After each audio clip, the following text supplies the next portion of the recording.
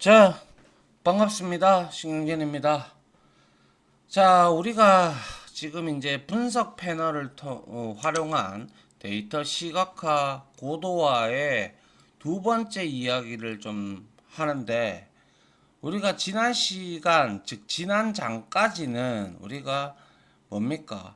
상수 라인이라든지 평균 라인, 그죠? 그리고 마지막으로 우리가 참조선 을 이제 배우면서 8장을 마무리했고요. 자, 이번에는 알고리즘을 이제 태블로에서 제공하는 알고리즘을 이용한 데이터 시각화에 대해서 조금 더 보도록 할까 합니다. 아시겠죠? 예. 그래서 네 번째 절이고요. 알고리즘을 활용하는 분석 기능입니다. 자, 보시죠. 그래서 자, 앞서 우리는 분석 패널을 본격적으로 살펴보기 전 여기에서 제공하는 여러 가지 기능을 보조선과 알고리즘으로 재구성한 바가 있었죠. 그래서 보조선까지 다 살펴보고 8장을 마무리했고, 이번 9장은 알고리즘을 통해서 하는 부분이 9장이 되겠습니다. 그래서 지금까지 우리가 연습한 추세선이라든지 상수라인, 평균라인, 그리고 참조선이 모두 보조선 영역에 속한다고 볼 수 있겠죠. 그죠? 예. 자, 이제 남은 부분인 알고리즘 영역에 대해서 이제 가볍게 짚어보고자 합니다. 자, 태블로의 가장 큰 강점은 바로 보유하고 있는 데이터를 독자가 이해하기 쉬운 형태로 빠르고 쉽게 표현하고 보여주는 데 있는 것은 이미 너무너무 많은 얘기를 했고요. 그리고 셀에 대한 개념도 아실 거고, 테이블에 대한 개념도 아실 거고, 패널에 대한 개념도 아시죠? 예. 그래서 셀에 빼곡히 들어찬 숫자들을 우리가 시각적으로 펼쳐내어 눈앞에 드러내는 것만으로도 충분히 의미 있는 일이고 가치 있는 작업입니다. 그죠? 막 빼곡히 막 수많은 엑셀 데이터라든지 CSV 파일, 텍스트 파일 뭐 이런 것들이 빼곡히 들어있는 것을 우리가 시각화를 한다라는 거. 그죠? 그것만 해도, 그것만으로도 우리는 충분히 의미 있는 일이고 가치 있는 작업입니다. 그게 바로 이 부분이 태블로의 주 특기이고, 그리고 많은 사람이 태블로를 찾는 이유가 고스란히 여기에 이제 녹여져 있죠. 그죠? 예. 자, 그런데 이에 더해서 이제 태블로는 알고리즘이 들어간 몇 가지 분석 기능을 제공을 하고 있습니다.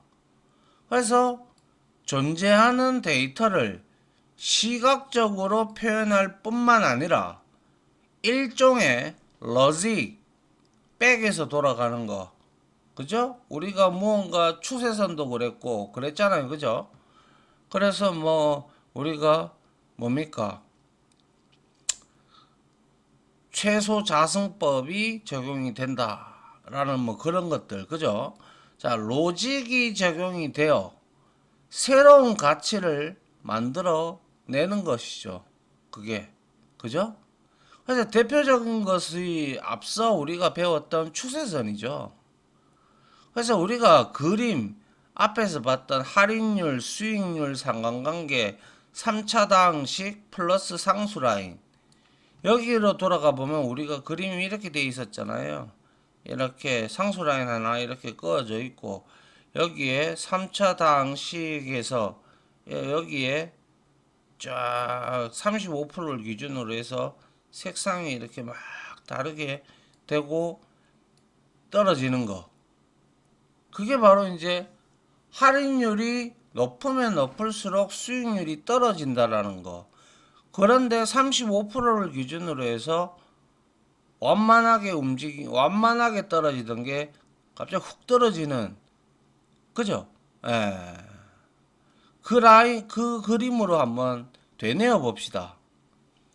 할인율을 X로 두고 수익률을 Y를 축에 둔다면 우리는 평면 위에 어지럽게 놓여있던 제품들의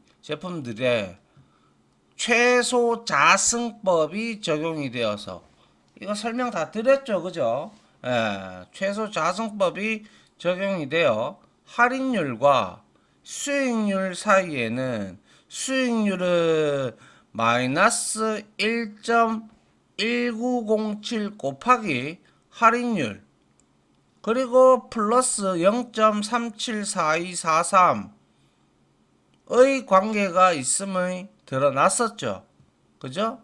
그래서 회사 입장에서 할인율을 우리가 할인을 1%더 해주면 수익률이 약 1.2%가 떨어진다는 것이 아주 디테일하고 구체적인 결론이라는 거를 우리는 앞장에서 공부를 했습니다. 아울러 이 결론은 통계적으로 유의미한 것을 우리는 p-value 값 0.05 미만인, 그죠? 것을 통해서 확인할 수도 있습니다. 맞죠, 그죠? 그래서 이런 태블로에 알고리즘이 들어간 부분이 몇 가지 분석 기능을 제공을 하는 것들 중에서 앞에서 봤던 거는 추세선도 봤고, 그죠? 그래서 이제 우리는 또 다른 알고리즘 기능이 들어가 있는 것들에 대해서 한번 보도록 할까 합니다. 자, 보시죠. 자, 이처럼 알고리즘이 들어가면 데이터 그 자체를 보여주는 것을 넘어서 더욱 풍성한 분석 결과를 얻을 수가 있습니다.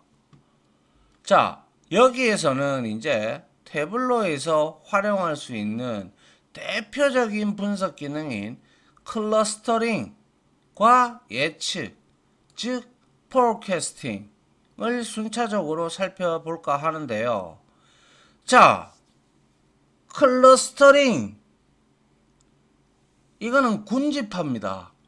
이건 뒤에 제가 또 설명을 드리겠지만, 아무튼 이번 장에서 소개하는 클러스터링과 포캐스팅인 예측과 함께 컨피던스 인터벌이라고 하는 신뢰 구간, 보통 95%의 신뢰 구간을 하는데, 그래서 예측과 함께 신뢰 구간을 제공하는 기능, 그리고 박스 플랫, 상자 수형 그림이죠.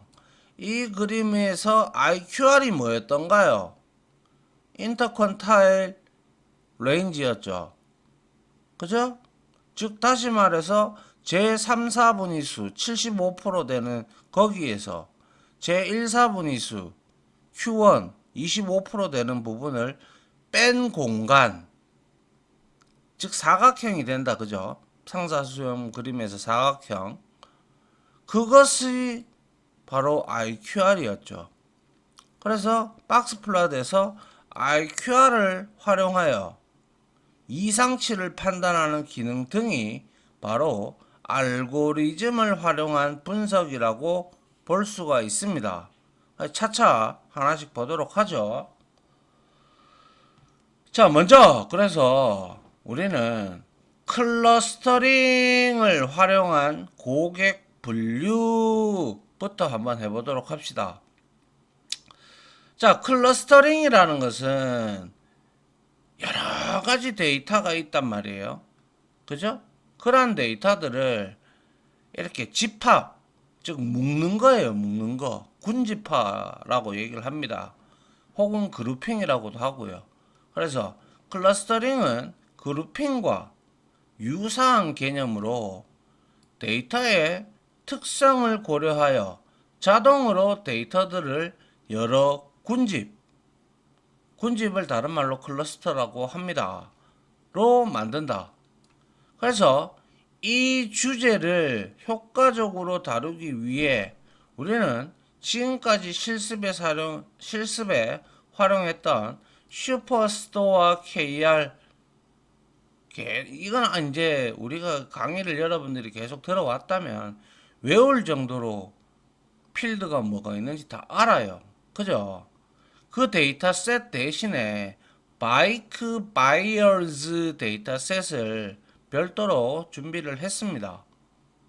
그래서 바이크 바이어즈 뭡니까?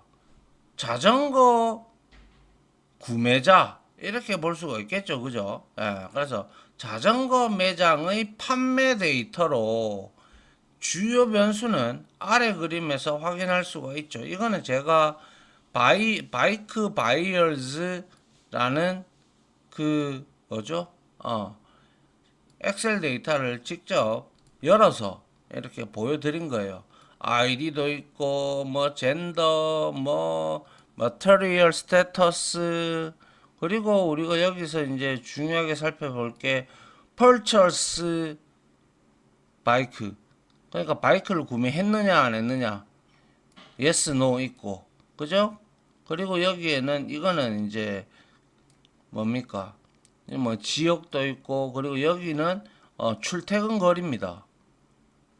아시겠죠? 그리고 cars, 즉 자동차 소유, 그리고 뭐 children, 자식들의 수, 이런 것들이 있단 말이에요. 그래서 약 1000개의 데이터가 들어가 있고 몇 개의 행인가요? 뒤에 보면 나올 겁니다. 그래서 이 데이터셋을 이제 우리가 이용을 해서 클러스터링을 군집화하는 그러한 내용들을 한번 우리가 어떻게 하는지 알아보도록 합시다. 알겠죠?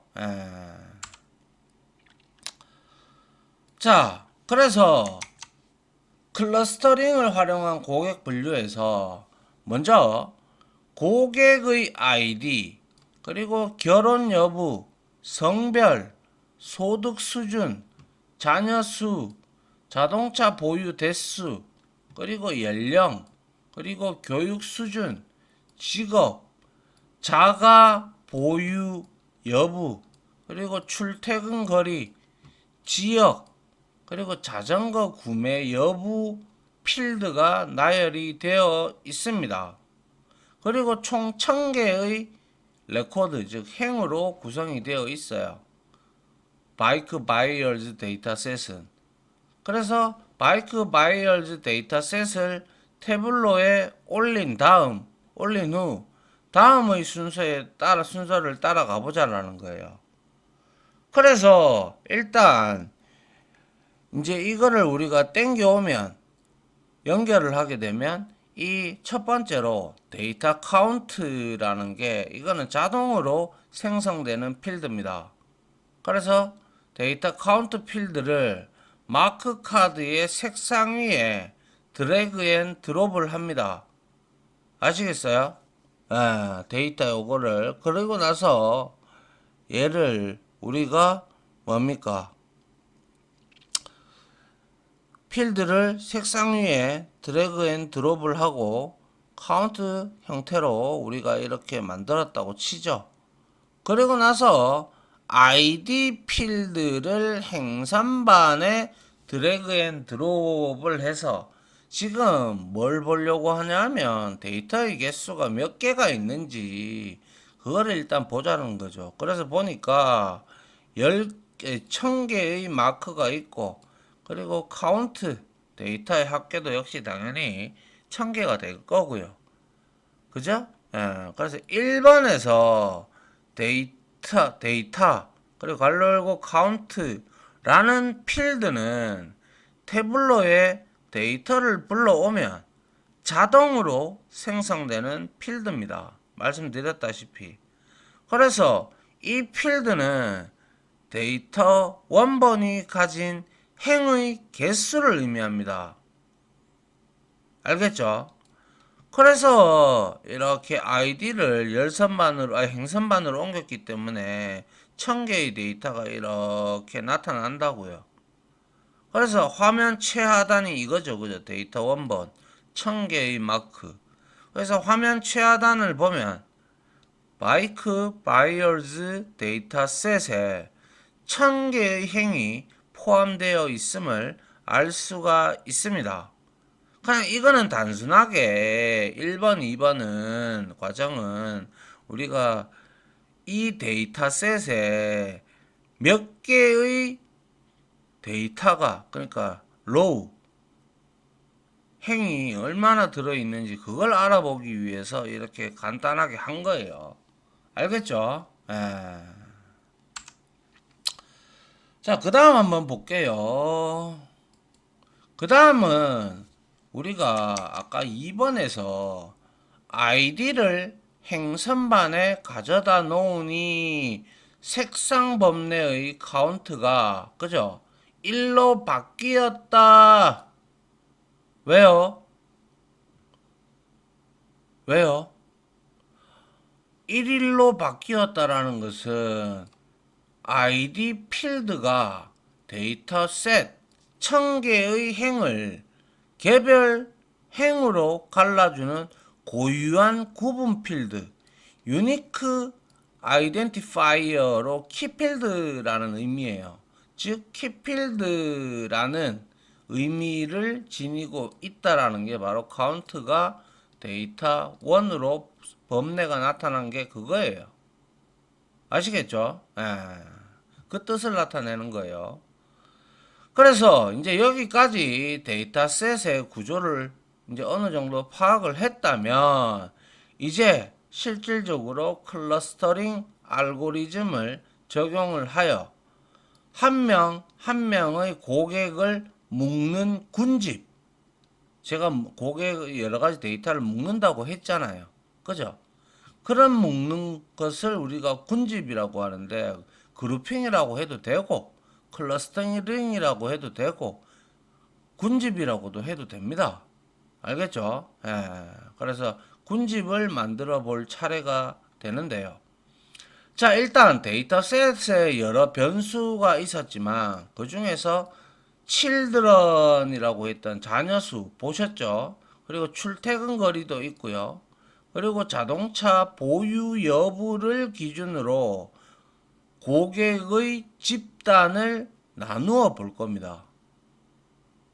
그래서 아까 우리가 제일 첫 1번, 2번 했을 때는 데이터셋의 구조를 파악하기 위해서 시트가 자동으로 열리는 그 한 장의 시트에 했고, 그래서 이번에는 묶는 고객을 묶어 보려고 하기 때문에 새로운 시트를 그대로 하나를 열어 가지고 아이디 필드를 행선반에 드래그 앤 드롭을 하면 되고요.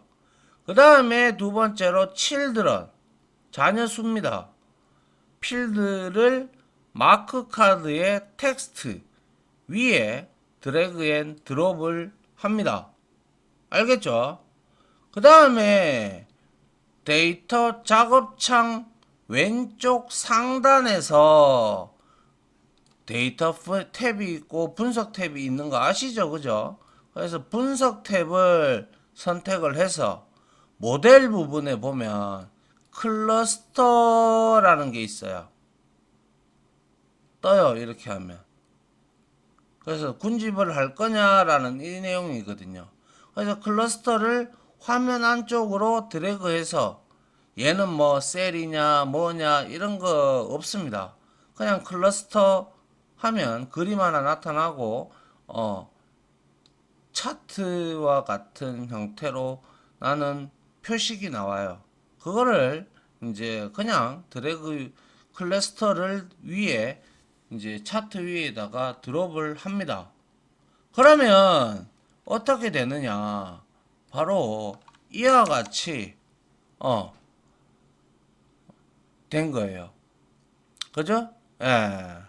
아이디에 대한 클러스터 생성해서 지금 보시다시피 합계 텍스트에 올렸죠? 클러스터 색상입니다. 그리고 여기에 행선반에 아이디가 들어가 있고, 그리고 제가 앞에서 분석 탭에서 모델에서 클러스터를 이렇게 딱 갖다 놓으면 이렇게 클러스터가 만들어져요. 근데 여기 보니까 군집이 이루어졌던 저 클러스터링이 된 게 무려 6개나 됩니다. 맞습니까? 즉 다시 말해서 합계 children 자녀 수에 따라서 2명이냐 3명이냐 5명이냐 6개니까 1명 0명 그리고 1명 그죠? 색상이 딱딱딱딱딱 이렇게 나오죠. 맞습니까? 예. 그래서 앞에 6번 뭐예요? 모델 부분의 클러스터를 화면 안쪽으로 드래그하여 클러스터 위에 드롭을 하게 되면 우리는 6번까지 진행된 상황에서 1000개의 아이디는 바로 자녀 수에 의해서 총 6개의 클러스터로 나누어져 있다라는 뜻은 자녀 수가 최소 0에서 5명이라고 볼 수가 있겠죠. 6개로 군집화가 됐기 때문에 한 명도 없는 집도 있고 많게는 5명까지 있는 집도 있다라는 뜻이죠. 맞습니까? 그래서 6번 이후 나타나는 클러스터 변수 창에서 클러스터 구성에 활용하는 변수를 추가를 얼마든지 할 수가 있는데요. 여기 출퇴근 거리와 자동차 보유 여부를 함께 포함을 해 보도록 하죠. 그래서 봅니다. 자, 첫 번째, 7번째로 클러스터 변수창 얘를 닫지 않습니다. 닫지 않고 그대로 열어둔 채로 데이터 작업창 요거 데이터 작업창으로 왼쪽 상단에서 데이터 탭을 선택을 일단 하고요. 그리고 출퇴근 거리가 되는 커뮤트 디스턴스 넘 필드와 차량 대수 보유 하는 필드를 연속해서 클러스터 변수 창으로 드래그 앤 드롭을 합니다. 그러면 이렇게 children 그리고 합계 뭐예요? 출퇴근 그죠? 그리고 합계 카 이렇게 나왔어요. 그렇게 이걸 추가하니까 이제 클러스터가 아까 6개에서 태블로가 백에서 자동으로 알고리즘이 적용이 되어서 2개의 군집으로 나눈 거예요. 아시겠어요? 그래서 이거는 뒤에 나오겠습니다만은 K-민즈 클러스터링이라는 알고리즘이 적용된 결과예요. 그거에 대해서는 뒤에 설명해 놨으니까 그때 설명을 드릴게요. 그래서 위 그림은 3개의 변수에 의해서 1000개의 아이디가 2개의 클러스터로 나누어 즉 군집화가 이루어졌다라는 것을 볼 수가 있죠. 물론 클러스터 창 변수 창에서 최종 클러스터의 개수를 조정할 수 있습니다. 지금 자동으로 되어 있죠. 근데 조정할 수 있어요. 그런데 구태여 이거를 우리가 할 필요는 없어요. 왜냐하면 이거는 태블로가 최적이라고 알고리즘을 적용한 그 부분이 최적이라고 판단한 것이기 때문에 그냥 자동으로 두고 2개를 그대로 유지하면 됩니다. 구태여 우리가 여기에 나서서 뭔가를 더 몇 개의 군집으로 나눠줘 라고 우리가 말할 필요가 없다라는 것을 의미를 하죠. 아시겠어요? 그래서 두 개를 그대로 유지를 할 거고요. 자, 그 다음에 태블러는 제가 말씀드렸죠. 태블러는 군집 클러스터링을 할 때 K-means 클러스터링 알고리즘을 통해서 군집을 생성을 하는 거예요. 그래서 여기에 일단 알고 들어갑시다. 빅데이터 분석 기사를 따신 분들, 아니면 빅데이터에 대한 이론적인 지식이 있으신 분들은 누구나 다 들어보셨을 겁니다. 자, K-means 알고리즘이라는 것은 뭐냐면 머신러닝, 즉 기계가 학습하는 걸 우리가 머신러닝이라고 하죠. 거기에서 비지도학습, 자, 비지도학습과 지도학습이 있어요. supervised learning, unsupervised learning 해서 비지도학습에 속하는 게 K-means 알고리즘입니다. 그러니까 비지도학습은 라벨이라고 불리는 정답 없이 모델이 데이터를 학습을 하는 거예요. 그래서 비지도 학습에 속하는 K-means 알고리즘은 쉽게 말해 데이터를 K개, 몇 개가 될지 모르겠지만 K개의 군집, 즉 클러스터로 묶는 클러스터링 알고리즘이다라는 거예요. 그래서 말씀드렸다시피 군집이라는 거는 쉽게 말해서 비슷한 특성을 지닌 데이터들을 모아놓은 그룹입니다. 그래서 마찬가지로 군집화는 군집으로 묶는다라는 의미로 해석할 수 있겠죠. 그죠? 그리고 K-means 알고리즘에서 K는 묶을 군집 클러스터의 개수를 의미를 하고요. 그리고 means는 평균을 나타냅니다. 그래서 말 그대로 단어 그대로의 의미를 해석해 보면 각 군집의 평균을 활용하여 K개의 군집으로 묶는다는 의미예요. 그리고 지도학습, 비지도학습 했는데 지도학습은 정답을 줘요. 라벨을 주고 학습을 하는 것이고 비지도학습은 정답 없이 모델이 데이터를 학습을 합니다. 그래서 이 비지도 학습의 목적은 인간이 개입하지 않고 개입이 없는 데이터를 스스로 학습하여 그 속에 패턴 또는 각 데이터 간의 시밀러러티라고 불리는 유사도를 학습을 정답 없이 하는 거예요. 비지도 학습이. 그리고 K-means 알고리즘 설명드렸습니다. 그죠?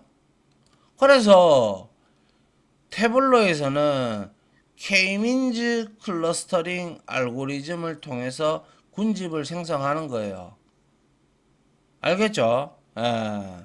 그래서 각 집단에 대한 상세한 통계치는 마크 카드의 색상에 있는 클러스터 필드를 마우스 오른쪽으로 클릭을 하고 클러스터 설명에 들어가면 우리가 확인할 수 있는데 아까 보셨다시피 변수 우리 3개 줬죠.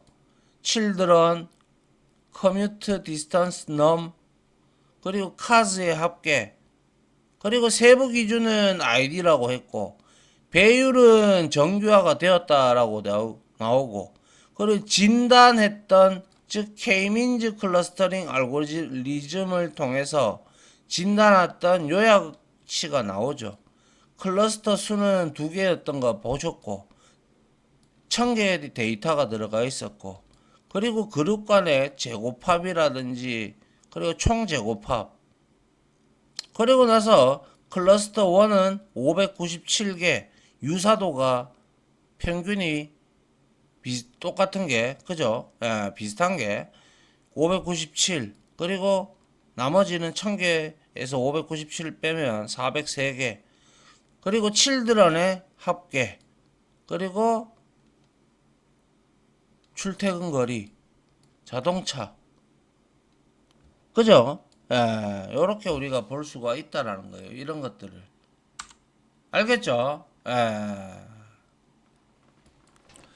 자, 그래서 이번에는 태블로에서 클러스터를 활용했을 때 최대 장점은 한번 우리가 클러스터링을 했잖아요. 그러면 그 클러스터링을 통해 만들어진 집단 구분을 향후 분석에서도 계속 활용할 수 있다는 겁니다. 아시겠어요? 그래서 다음의 과정을 이어가면서 클러스터 활용법을 익혀보죠.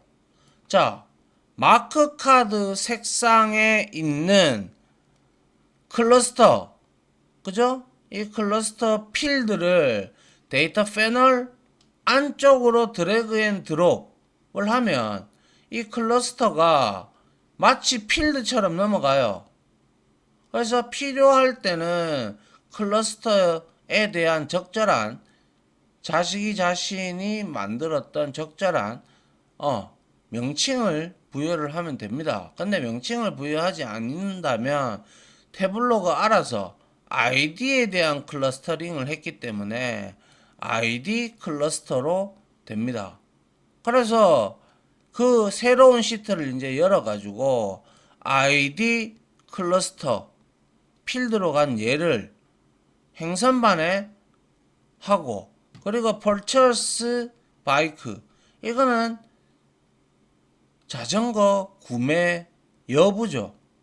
그 필드를 열선반으로 이동을 시킵니다. 요렇게. 그리고 나서 ID 필드를 마우스 오른쪽으로, 맥에서는 옵션 키고요. 마크 카드의 텍스트 위로 드래그 앤 드로프 집계 방식을 카운트로 설정을 하고요. 그리고 마크 카드에 있는 이 카운트를 오른쪽으로 클릭을 해서 구성 비율, 즉 퀵 테이블 계산에 있는 구성 비율을 적용을 시켜보니 클러스터 1, 군집 1과 군집 2가 있는데 구매 여부, 무슨 구매 여부? 자전거 구매 여부가, 자, 클러스터 2는 39.45%, 그리고 클러스터 1은 53.94%. 그죠? 예. 그래서 클러스터 1이 1집단이 클러스터 2집단보다 자전거 구매율이 높아요. 맞죠? 그죠? 근데 봅니다. 그래서 앞에 표를 통해서 클러스터 1에 속한 자전거 구매율이 53.9% 구매율이고, 그리고 클러스터 2로 구분된 고객들의 구매율은 39.5%죠. 그래서 보다 높음을 확인할 수가 있죠. 그래서 클러스터 1을 고객들이 클러스터 2의 고객들과 어떤 차이를 보이는지 클러스터링을 활용했던 세 가지 변수를 중심으로 한번 확인을 해보죠. 그래서 새로운 시트에다가 다시 열어가지고 아이디 클러스터를 역시 여기다가 놓고요. 그 다음에 children, 자녀 수와 cars를 순차적으로 열선반에다가 우리가 이렇게 놓습니다. 그리고 나서 평균으로 집계를 적용을 하고, 그리고 레이블을 표시를 하면, 마크 레이블 아이콘 표시 알죠? T자 이렇게 되어 있는 거, 그거를 하면 레이블이 표시가 되는데요. 자, 보시다시피 평균 children's, cars가 있죠. 그래서 두 개예요. 그런데 클러스터 1의 원집단에서는 자녀 수가 평균으로 1.541명이고 여기는 1.03명, 클러스터 2는 2.4516 자녀 수가 평균, 그리고 여기에서는 차는 두 대 가까이, 두 대 이상이 있네요. 그죠? 맞습니까? 그래서 이렇게 나누어지죠. 맞습니까? 이렇게 우리가 볼 수가 있다라는 거예요. 그래서 자전거 구매율이 높았던 클러스터 1에 1이 빠졌죠. 1에 고객들의 평균적으로 자녀 수와 자동차 보유 대수가 낮다. 상식에 부합하는 결론으로 볼 수가 있겠죠. 자전거 구매율이 높았던 클러스터 1의 고객들이 평균적으로 자녀 수와 자동차 보유 대수가 낮다라는 것은 그만큼 자전거 구매율이 높다라는 거죠. 그죠? 그래서 상식에 부합하는 결론으로 볼 수 있어요. 그러면 두 집단 사이에 출퇴근 거리도 한번 비교를 해보면 새로운 시트에다가 역시 ID 클러스터 필드를 행선반에 그리고 출퇴근 거리인 커뮤트 디스턴스 필드를 열선반에 드래그 앤 드롭을 이렇게 합니다. 그리고 나서 16번째로 ID 필드를 마우스 오른쪽으로 마크카드에 텍스트에 드래그 앤 드롭을 하고 나서 집계 방식을 역시 카운트로 설정을 하고 그리고 마크카드에 이 카운트를 역시 퀵테이블 계산을 통해서 구성 비율로 적용을 했어요. 그래서 이거는 뭡니까? 출퇴근 거리예요. 그런데 클러스터 1은 보니까 거의 86% 되는 사람들이 0에서 2마일 사이에 존재하죠. 그런데 클러스터 2는 몇 프로예요? 이 세 개 다 합쳐보면 거의 한 97%예요. 97%가 2마일에서부터 10마일 이상이에요.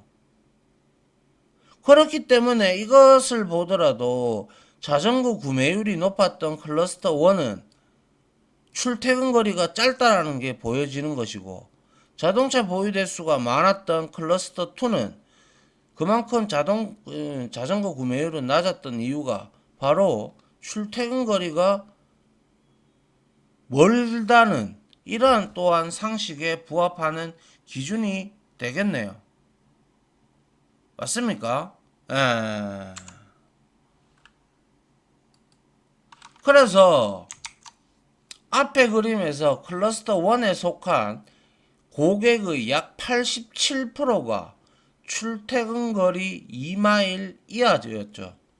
반면 클러스터 2에는 약 절반 고객이 97% 이상이 2마일 이상이었고 절반의 고객이 5에서 10마일 이상 구간에 몰려 있었죠.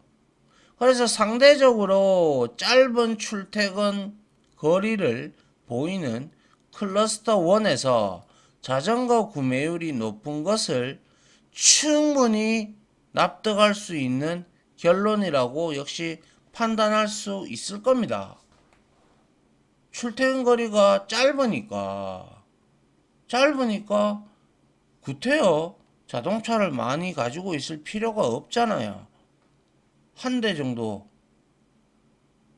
그죠? 그래서 클러스터링을 한번 정리를 해보면 말씀드렸다시피 태블로는 K-민즈 클러스터링 알고리즘을 활용을 해서 군집을 형성한다라고 말씀드렸고 그리고 모델에 대한 상세한 설명이나 통계적인 의미 또한 함께 제공을 하고 있다라는 거 앞에서 보셨습니다. 그죠? 태블로의 클러스터링이 강력한 힘을 발휘하는 부분은 오히려 알고리즘이 적용된 이유라고 볼 수가 있겠죠. 군집을 나눈 이후로부터. 왜? 계속 군집화된 것을 우리가 사용할 수 있으니까요. 그죠? 만들어진 클러스터를 기반으로 계속해서 분석을 이어갈 수 있기 때문에 이 클러스터링이 알고리즘이 적용된 이후에 더욱더 강력한 힘을 발휘하는 것이죠. 그리고 아울러 이렇게 만들어진 군집을 대상으로 해당 그룹에 어필을 할 수 있는 차별화된 마케팅 전략을 비즈니스적으로 역시 수립해 나갈 수도 있을 겁니다. 당연한 얘기겠죠. 그죠? 예. 그러니까 우리가 이렇게 알고리즘을 이용한 시각화를 통해서 이렇게 시각화를 하는 거잖아요. 맞잖아요. 그죠? 예. 자, 그래서 우리가 이번 시간에는 뭡니까? 클러스터링이 무엇인지, 그리고 고객 분류를 클러스터링으로 했고, 데이터셋의 확인 여부, 그리고 클러스터링을 우리가 여러 개 할 수 있다라는 거. 그리고 내부적으로 태블로는 K-민즈 클러스터링 알고리즘으로 군집을 생성한다는 점. 그리고 비지도 학습. 그죠? 그리고 클러스터를 활용하는 측면에서 뭡니까? 자전거 구매라든지 아니면 뭡니까? 이와 같이 아이들 수와 차량의 대수 평균이지만 그리고 출퇴근 거리까지 우리가 이거를 전부 클러스터로 만들어 놓은 ID 클러스터를 이용을 해서 우리가 이렇게 한번 만들어 본 거죠.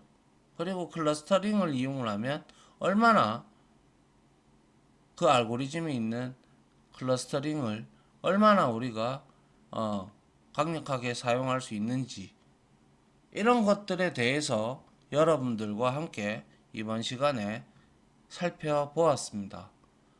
자, 시간이 너무 많이 됐군요. 자, 여기까지 마무리하도록 하고요. 다음 시간에 클러스터링을 활용한 고객 분류 실습을 진행을 하도록 하겠습니다. 고생 많으셨습니다. 감사합니다.